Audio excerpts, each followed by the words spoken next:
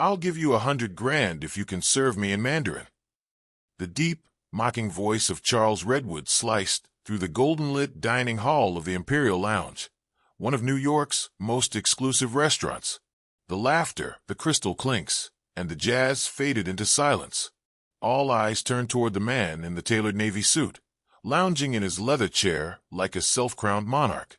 A pile of crisp $100 bills landed on a silver tray, right in front of Alina Brooks, a waitress in a spotless black uniform, who once had been known as Dr. Alina Brooks, Doctor of Linguistics at Columbia University. Now, at 29, she was just another invisible face in the city's luxury nightscape, serving men who didn't meet her eyes, refilling glasses for millionaires who thought politeness was optional. Charles leaned back, a cruel smirk tugging at his lips. "What's the matter, sweetheart? 100,000 not enough to buy your words." He gestured toward the 3 foreign businessmen seated with him, Japanese investors dressed in sharp suits and polite discomfort. "My friends here will decide if your Chinese sounds real enough." The insult wasn't about money. It was about power. The bills glimmered under the chandelier like weapons. Alina stood frozen, fingers tightening around the tray until her knuckles went pale. In that instant, she thought of her mother lying in a hospital bed, the unpaid bills stacked at home, and the sister she could barely help. $100,000 could solve everything. But she also knew what this man really wanted, to parade her humiliation like entertainment before his guests. Charles tapped the table twice, savoring the tension. "Here's the deal," he continued. "If you fail, you'll apologize in front of everyone here for wasting our time. You can't even say thank you in Mandarin, can you?" The investors exchanged uneasy glances. The eldest, a calm man with gold-rimmed glasses, frowned slightly, but said nothing. Alina drew a deep breath. She remembered who she had been, the academic, the lecturer, the woman who once debated in front of hundreds, before the medical debt, before bankruptcy, before life stripped her of everything but dignity. "I accept," she said quietly, but her voice carried across the hall. For a moment, the world stilled. Charles blinked, surprised that the woman he'd cornered had a spine strong enough to challenge him. "You accept?" His grin widened. "Perfect. Let's make it a show." All around, forks froze in midair. Guests whispered behind raised glasses. The restaurant had become a theater of cruelty, and Charles Redwood was the ringmaster. He turned toward his guests, spreading his arms in mock grandeur. "Gentlemen, you're about to see the arrogance of youth at its finest. Our little waitress thinks she can impress us with her language skills." The older investor, Hiroshi Tanaka, shifted uncomfortably. "Mr. Redwood," he began softly, "maybe this." But Charles cut him off. "No need, Hiroshi. You'll see how people like her always overestimate themselves." He looked at Alina again, eyes sharp with disdain. "Come on, Miss Brooks. Impress us." Alina didn't move. Her pulse raced, but her expression remained composed, serene even. She had been through worse storms than this. 3 years earlier, her life had collapsed in a single night. Her mother, Dorothy, had suffered a massive stroke, leaving her half paralyzed. The insurance refused to cover most treatments. Alina sold everything, her apartment, her car, her books, her pride, to keep her mother alive. Her debt crossed $800,000. She declared bankruptcy, lost her university position, and became invisible to the same colleagues who once praised her brilliance. Now the man across the table, a man who couldn't even pronounce sushi correctly, was mocking her knowledge of language. Charles raised his voice, making sure everyone heard. "You see, gentlemen, this is the problem with people like her. They dream too big, always pretending to be more than they are." A quiet rage stirred inside Alina, steady and measured. She looked up, met his eyes, and for the first time that night, she smiled, a small, controlled smile that unsettled him. "Mr. Redwood," she said, "you're right about one thing. People like me dream big. That's why we survive." A ripple of murmurs spread across the tables. Charles's smirk faltered. "So you really think you can serve me in Chinese?" "I know I can," Alina replied. He laughed, a harsh, brittle sound. "Then let's raise the stakes. If you can't deliver a full menu description in fluent Mandarin, not just phrases, but real context, you'll kneel and apologize right here in front of everyone. Deal. Alina nodded. Deal. But if I succeed, you'll pay me that money right here, right now. He hesitated for half a breath, then smirked again. Done. Inside, Alina steadied herself. Beneath the fluorescent glow and all those staring eyes, she summoned every lesson, every word, every sleepless night, studying dialects in Beijing. She wasn't doing this for revenge. She was doing it for every person who had been told they didn't belong. Charles snapped his fingers. Bring the Chinese investors' menu, he barked at a waiter. Let's test our language prodigy. The waiter hesitated. Sir, that menu has over 40 complex dishes and regional terminologies. Perfect, Charles replied, laughing. Let's see how long she lasts. While the waiter went to fetch it, Charles leaned toward the investors again. You'll enjoy this. She probably picked up a few phrases from kung fu movies. Hiroshi's face tightened, but he said nothing. The youngest investor, Yuki Sato, glanced toward Alina with quiet curiosity. When the leather-bound menu arrived, Charles tossed it onto the tray with exaggerated flair. All right, Miss Brooks. 5 dishes. Describe them fluently. Impress me. Alina lifted the menu slowly, her gaze calm, almost detached. Her heart wasn't racing anymore. In her mind, she wasn't standing in a restaurant.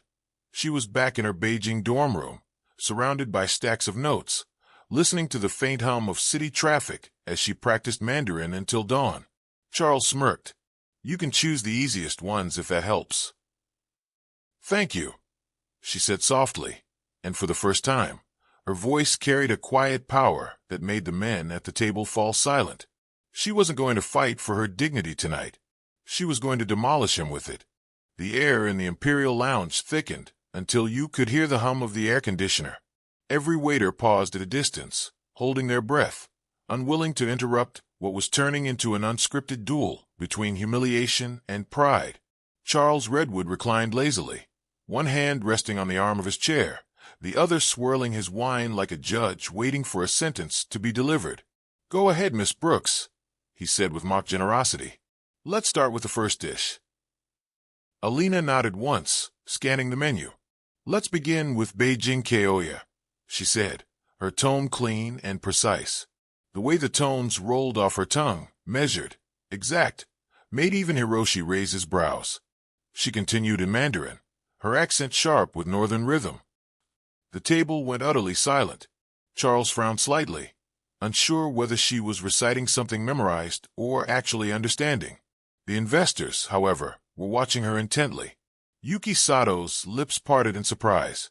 That means, Alina continued smoothly in English, Beijing roast duck, prepared with filled duck, roasted until the skin crisps and the meat stays tender, served with sweet bean sauce, spring onions, and thin pancakes. A dish about balance and patience. She looked up, her tone measured. Shall I continue? Charles masked his unease with a smirk. You got lucky on that one. Everyone knows Peking duck. The eldest investor spoke softly for the first time. Her pronunciation is very accurate. Thank you, Alina said, bowing slightly toward him. Then she turned a page. Let's move to something regional. Gillan Mifen, rice noodles from the south. Her Mandarin shifted subtly, warmer, more flowing. She explained the dish, its history, and the meaning behind its textures, the way it represented Southern hospitality. The 3 men exchanged glances. They weren't simply impressed, they were moved. Hiroshi leaned closer to Yuki. She's fluent, he whispered. Not tourist-level fluent. Educated. Charles's grin was fading. He shifted uncomfortably, tapping his ring against the glass to distract himself. All right, Miss Brooks, enough recital. Try something obscure. Something only a chef would know. Without hesitation, Alina flipped to the last page. Ah, she murmured. Asterisk asterisk, Jiang Nan Hong Xiao Ro. A regional specialty. The tones in her voice became softer, almost melodic. Then, switching back to English, she translated effortlessly. It's a braised pork belly dish. Fat but not greasy. The trick is patience, The longer you wait, the more the flavors melt together. The phrase they use for it literally means, it dissolves the moment it touches your tongue. There was something personal in her voice, a quiet confession hidden inside culinary poetry. The investors could feel it. Even Charles sensed the atmosphere changing. What had begun as a mockery was becoming a lesson in art and grace. Hiroshi finally set down his glass.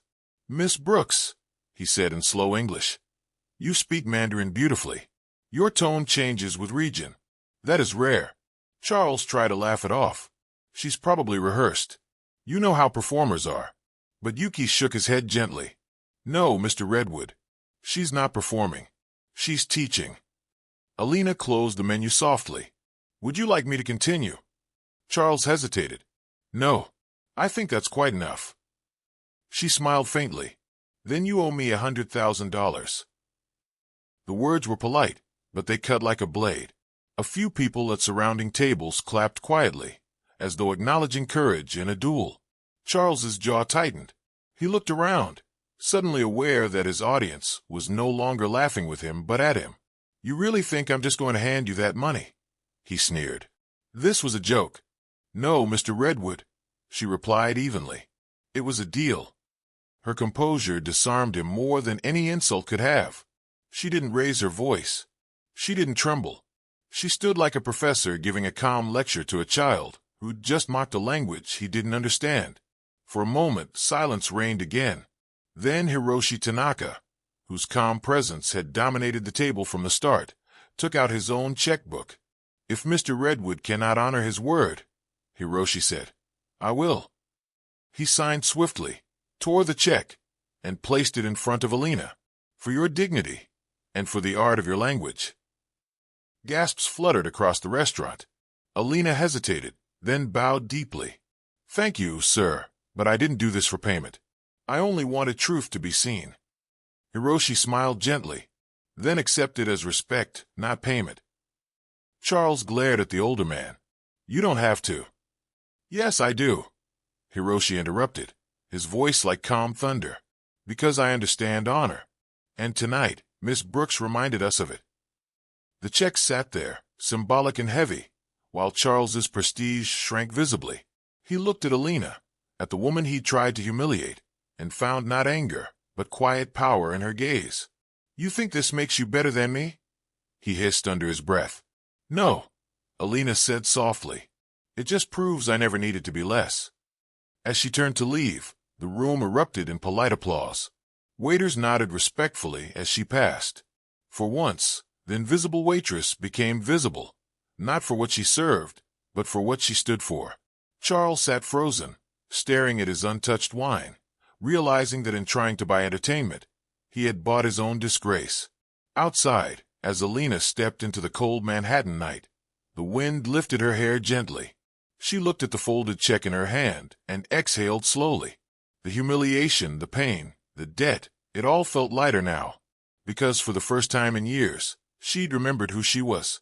Not a waitress, not a debtor, a linguist, a scholar, a woman who refused to be silent in any language. 2 days later, the Imperial Lounge buzzed with whispers, not about celebrity sightings or exclusive deals, but about the waitress who silenced a millionaire in 3 languages. The story spread across Manhattan like perfume in summer air, light, inevitable, unforgettable. No one knew her name at first. Some said she was a former diplomat. Others swore she was a secret interpreter for the UN. But to those who had been there that night, she was simply the woman who made arrogance look small. Behind the polished counters and whispered legends, Alina Brooks returned quietly to work. She didn't take Hiroshi's money, even though her debt collector had called again that morning. Instead, she'd mailed the uncashed check back to his office with a handwritten note. Asterisk, honor is worth more than any currency. Thank you for restoring it that night. Asterisk. Still, something had changed. The staff looked at her differently now. The maitre d', who once ignored her, now greeted her with a nod of respect. Even the kitchen staff whispered her name with a kind of reverence. But Alina wasn't seeking applause. She wanted silence, peace after years of scraping for survival. That peace was short-lived. Late one evening, as she was closing the wine cabinet, A deep voice echoed behind her. Dr. Brooks. The sound of that title made her freeze. She turned slowly, and there stood Hiroshi Tanaka, immaculate in a charcoal suit, a calm smile on his face. I thought you might be working tonight, he said. I wanted to speak privately. Alina set the last glass down and faced him. You found out who I was? Yes, he nodded. It wasn't difficult. You published remarkable linguistic research before life became difficult, I assume. Alina exhaled softly. Before the world reminded me that intellect doesn't pay hospital bills. Hiroshi's gaze softened. I understand more than you think. My daughter is a linguist too. She told me something once. When words die, dignity follows. You reminded me of that. He reached into his coat pocket and handed her an envelope. Our corporation operates a cultural foundation that funds global education programs.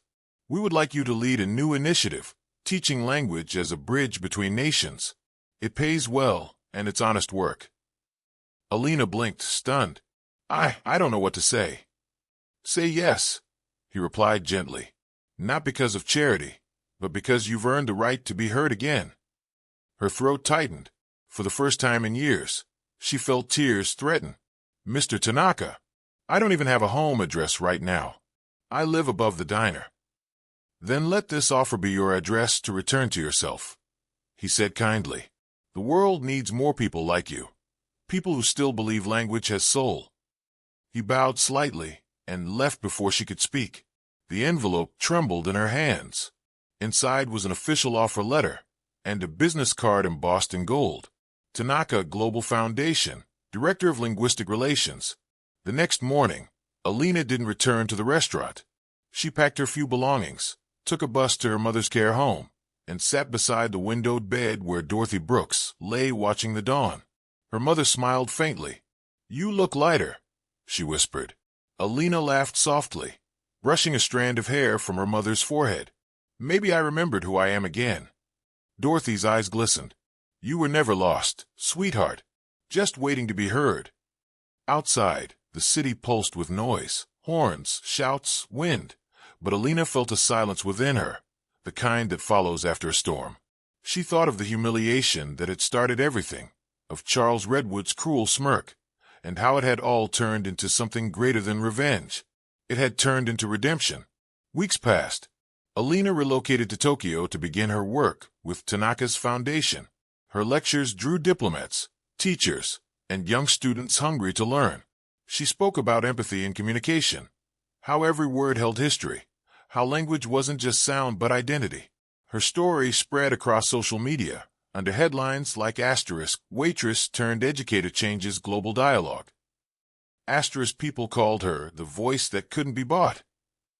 As for Charles Redwood, his empire didn't collapse overnight, but his reputation did. The viral video of his restaurant stunt, recorded secretly by a guest, circulated online. Sponsors withdrew. Clients distanced themselves. For the first time in his glittering life, silence surrounded him too. But this silence was not peace. It was consequence. One afternoon, months later, Alina received an email from Charles Redwood. Subject apology. Her hands trembled as she opened it. Dr. Brooks. You didn't just win that night. You taught me something I was too arrogant to learn. That education and humility speak the same language. I'm sorry for what I did. I've started a scholarship under your name at Columbia. It's the least I can do, Charles. Alina read it twice, then closed her laptop slowly. Outside her Tokyo window, cherry blossoms fell against the glass like whispers. She didn't reply, but she smiled faintly. Forgiveness, she realized, was another kind of fluency. That night, she stood before a classroom filled with students from 15 countries. Language, she began, is not about grammar or power. It's about connection, the bridge between dignity and understanding. She paused, meeting their eyes, because the moment you silence someone's voice, you lose your own humanity. As applause filled the room, Alina looked toward the stars beyond the city's glow and felt something she hadn't felt in years, freedom. The woman who once served tables now served meaning. The waitress was gone. The linguist had come home.